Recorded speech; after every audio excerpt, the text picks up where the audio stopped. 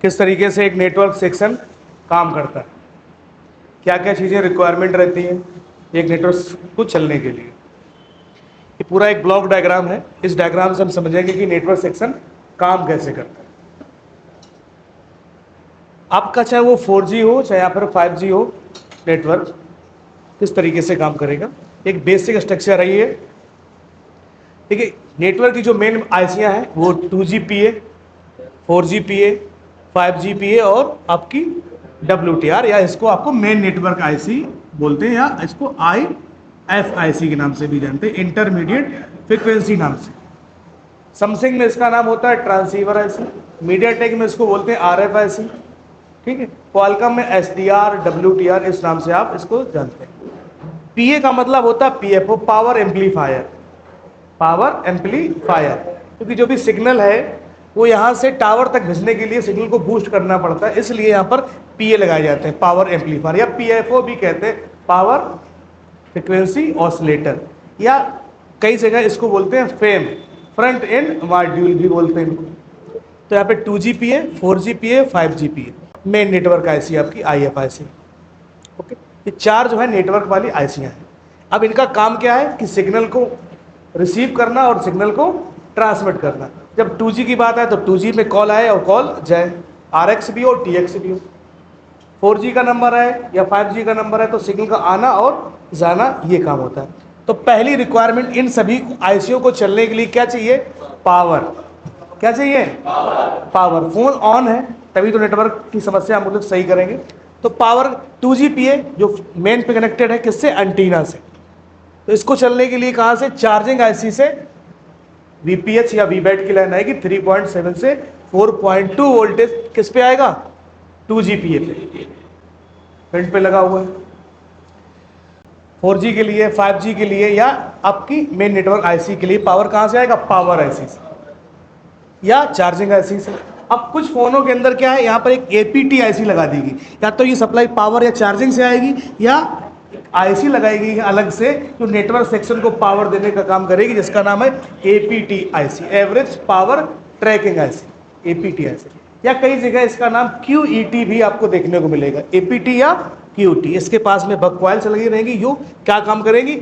जो आपकी network IC है उनको ये पावर पहुंचाने का काम करेगी। तो क्या मिल सकता है? चार्जिंग से भी पावर आ सकता है, पावर आईसी से भी पावर आ सकता है, और अलग से APT या QET आईसी लगा के भी पावर दिया जा सकता है। APT को VPS मिल जाएगा चार्जिंग से, और ये नेटवर्क सेक्शन के लिए अलग से पावर जनरेट करने का काम करेगी। तो ये पावर होगी। तो 4GPA के लिए VBAT 3.7 से, 5G के लिए भी यही वाला वोल्टेज 3.7 से। हालांकि 5G के आगे हम लोग देखेंगे तो कई सारे अलग वोल्टेज भी और इसको दिए जाते हैं, लगभग 4 से 5 या 6 या 7 वोल्टेज दिए जाते हैं। कुछ वोल्टेज पावर से आते हैं, कुछ चार्जिंग से आते हैं, कुछ APT से आते हैं, आगे डिस्कस करेंगे। इसके बाद जो आपकी मेन नेटवर्क आईसी है इसको चाहिए 1.8 वोल्टेज और 1.0, अलग अलग फोनों के अंदर अलग अलग वोल्टेज ये बनेगा, यानी कि 2 वोल्टेज किसको चाहिए? आपकी मेन नेटवर्क आईसी। इस पे कितना चेक करेंगे? 3.7 से 4.2, 4G पे 3.7 से 4.2, 5G पे भी वही, और WTR आईसी पे भी आपको 1.8 और 1.0, अगर SDR लगी तो भी। ओके, ये वोल्टेज कहाँ से आ सकते हैं? पावर से आ सकते हैं, चार्जिंग आ सकते हैं, या APT या QT से। पहला काम वोल्टेज का। अगर आप वोल्टेज ही नहीं मिलेगा तो ऐसे काम नहीं करेंगी, जाहिर सी बात है। अब तुम्हें खाना ना दिया जाए तो तुम यहाँ क्लास लोगे क्या? नहीं। पहली रिक्वायरमेंट क्या है? पावर। इसके बाद जो एंटीना की लाइन है, यहाँ पर लिखा है PTRX, primary transmit receiving section, यानी जो सिग्नल है वो TRX, यानी सिग्नल इससे आएगा भी, यानी RX भी होगा इससे सिग्नल, और TX भी होगा। आने का भी काम इसी से होगा और जाने का। बीच में क्या लगा? TRX स्विच लगा है। इनकी लाइनों में देखो क्वाइल लगी है पैरेलल में। क्या लगी है? क्वाइल। और अदर सेक्शन में हम लोगों ने अभी देखा था पैरेलल में कहीं क्वाइल नहीं लगती थी, लेकिन नेटवर्क सेक्शन में क्वाइल कैसी लगी है? पैरेलल। कैपेसिटर लगा, रजिस्टर, इसको LCR सर्किट भी बोलते हैं। यहाँ पर इसकी एंटीना लाइन है, जो एंटीना से लेके एंटीना यहाँ तक 2GPA, इस लाइन में जो भी कंपोनेंट लगे होंगे वो सब ग्राउंड से बीप करेंगे तो वो सही होते हैं, तोड़ के नहीं इनको फेंका जाएगा। समझ में आई बात? कि क्वाइल लगी होती है पैरेलल में, इसलिए भी पूरी की पूरी लाइन क्या करेगी? ग्राउंड से बीप करेगी, तो तोड़ के कंपोनेंट नहीं फेंकना, क्योंकि ये सिग्नल की लाइन है, यहाँ पर वोल्टेज नहीं आते हैं, तो यहाँ पे सॉर्टिंग नहीं है। कॉइल किस लिए लगाई गई यहाँ पर है पैरेलल में, ताकि अदर जो फ्रिक्वेंसियाँ हो उनको क्या कर सके, वो ग्राउंड कर सके। तो इस लाइन के कंपोनेंट क्या करेंगे, ग्राउंड से अगर बीप कर रहे हैं तो क्या है, ग्राउंड से बीप करें तो क्या है, ओके, तोड़ के नहीं फेंकना है ना, सॉर्टिंग के चक्कर में आप उसको हटा दो तो फिर जो बनने वाला होगा तो वो भी नहीं बनेगा। ये हम आपको पॉइंट लिखवाएंगे। ये काम हो गया।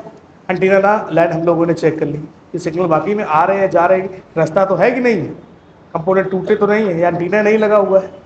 इसके बाद अब दूसरे नंबर पे पहली टेस्टिंग तो होगी हमारी पावर, क्या हो गई, पावर होगी भाई, हमने पावर चेक कर ली। अब दूसरी जो टेस्टिंग करनी है हमें वो I2C प्रोटोकॉल, क्या चेक करना है, क्योंकि जो CPU है वो क्या करेगा, इन सभी आईसीओ को कंट्रोल करने का काम करेगा। किससे करेगा, क्लॉक और डेटा, I2C प्रोटोकॉल। लेकिन यहाँ पर आपको देखने को मिलेगा, जैसे अभी हम लोग देखते थे पावर आईसी, क्लॉक और डेटा की लाइन, तो वहाँ पे लिखा रहता है SPMI data, SPMI clock, system power management interface data, system power management interface clock.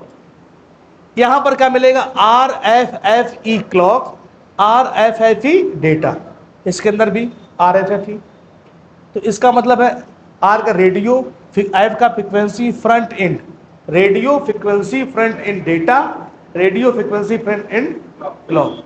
लाइनें वही क्लॉक और डेटा की, इनकी लाइनों में रजिस्टर्स वगैरह आपको देखने को मिलेंगे। और वोल्टेज कितना आएगा इस पे, कितना आएगा बताओ भाई, 1.8 वोल्टेज इन लाइनों पे पहले हम आपको डिस्कस करके बता चुके हैं।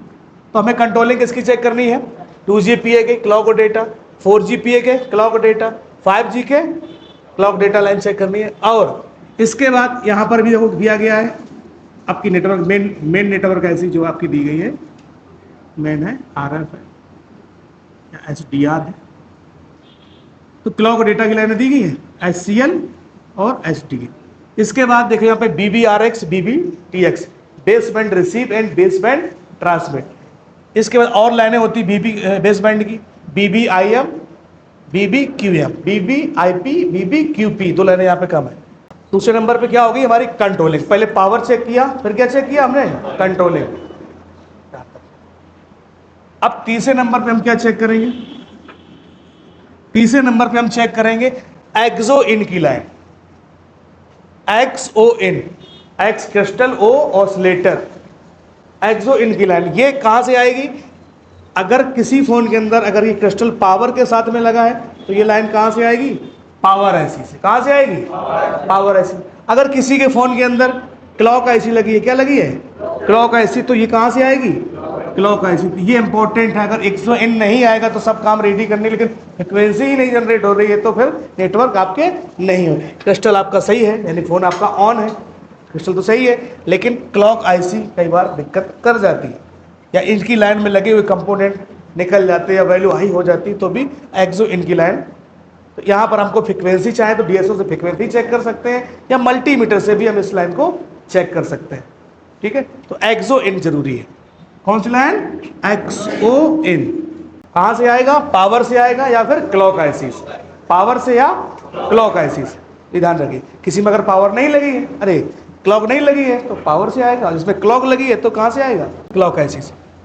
इसकी भी कंट्रोलिंग हमें चेक करनी पड़ेगी, क्लॉक और डेटा, इसकी क्लॉक आईसी की, इसकी भी कंट्रोलिंग कौन करेगा, CPU, क्लॉक और डेटा। तो कंट्रोलिंग भी इसकी चेक करनी पड़ेगी। इसके APT के भी आपको कंट्रोलिंग चेक करनी पड़ेगी, क्लॉक और डेटा। तो अब हमारी क्या होगी, पावर हमने चेक कर लिया कहाँ पे कितना आता है, प्रोटोकॉल चेक कर लिए, एक्सो इन की लाइन को हम लोगों ने चेक किया DSO से या मल्टीमीटर से, लाइन ओके होनी चाहिए। अब अगर फिर भी नहीं आ रहे, अब हमको चेक करना है RX और TX लाइन, RX और TX लाइन, देख रहे हैं आप, RX और TX। इनकी लाइनों के बीच में क्या है, डुप्लेक्सर है, RF स्विच है, RF फिल्टर है, ठीक, एलाइने हैं, वो लगे होते हैं। मैंने यहाँ पे जगह कम होने की वजह से सिर्फ एक कंपोनेंट को यहाँ पर दिखाया कि यहाँ पे क्या लगा होता है, डुप्लेक्सर। इससे पहले हम लोगों ने देखा था RF स्विच लगा था, एलाइने लगा था, BPF लगा था, ट्रिपेक्सर लगा था, डुप्लेक्सर लगा था। ये इनकी लाइनों में आपको मिलेंगे। अब कौन से हम RX चेक करेंगे, कौन से TX चेक करेंगे, वो डिसाइड करेंगे हम बैंड, लो बैंड की फ्रिक्वेंसी क्या है, हाई बैंड की फ्रिक्वेंसी क्या है, या मीडियम बैंड की फ्रिक्वेंसी क्या है। तो हम गूगल पे जाके एक लिस्ट तैयार देखेंगे कि भाई 4G के लिए कौन कौन से बैंड दिए गए हैं, 5G के लिए कौन से बैंड दिए गए, 2G के लिए कौन से बैंड की फ्रिक्वेंसी। ऐसा नहीं हमें पूरा नेटवर्क सेक्शन चेक करना, नहीं करना पूरा नेटवर्क सेक्शन चेक करना, हमें सिर्फ जैसे 4G नहीं आ रहा तो 4G के कौन कौन से बैंड है उसी की हमें लाइनें चेक करनी पड़ेगी। RX, TX, डुप्लेक्सर, टिप्लेक्सर जो भी लाइनों के अंदर लगे वही चेक करना। 5G नहीं आ रहे हैं तो 5G के कौन से बैंड है, लो band, medium band, high band. 2G नहीं आ रहा तो 2G के कौन कौन से बैंड है। तो बैंड के बिहेव पे हम क्या चेक करेंगे, RX और TX लाइन, बैंड बेस। ऐसे में पूरा सेक्शन चेक करना पड़ेगा तो हमको घंटों लग जाएंगे। तो बैंड के हिसाब से हम क्या करेंगे, यहाँ पे RX और TX की लाइनें को चेक करेंगे। इस तरीके से हमें ऑल ओवर पूरी टेस्टिंग बन जाती है कि हमारे नेटवर्क सिस्टम की टेस्टिंग कैसे करेंगे। पहले क्या चेक करना है, पावर। पहले क्या करेंगे, पावर, ठीक है। इसके बाद I2C कंट्रोलिंग। तीसरे नंबर पे एक्सो इन की लाइन, ठीक है। कहां से आएगी, पावर से या क्लॉक ऐसे। फिर क्या चेक करना है हमें, RX और TX लाइन, किसके बिहेव पे, बैंड के बिहेव पे, कि कौन सा बैंड पे कौन सी फ्रिक्वेंसी आती, लो band, medium band, high band, 2G, 4G, 5G, कौन से बैंड के नेटवर्क नहीं आ रहे। तो ये लिखिएगा, टेस्टिंग डाल के लिखिएगा, power, I2C, XO in, RX TX line, band के बिहेव पे। इसका फुल फॉर्म लिख लीजिए, radio frequency front end data और radio frequency front end clock.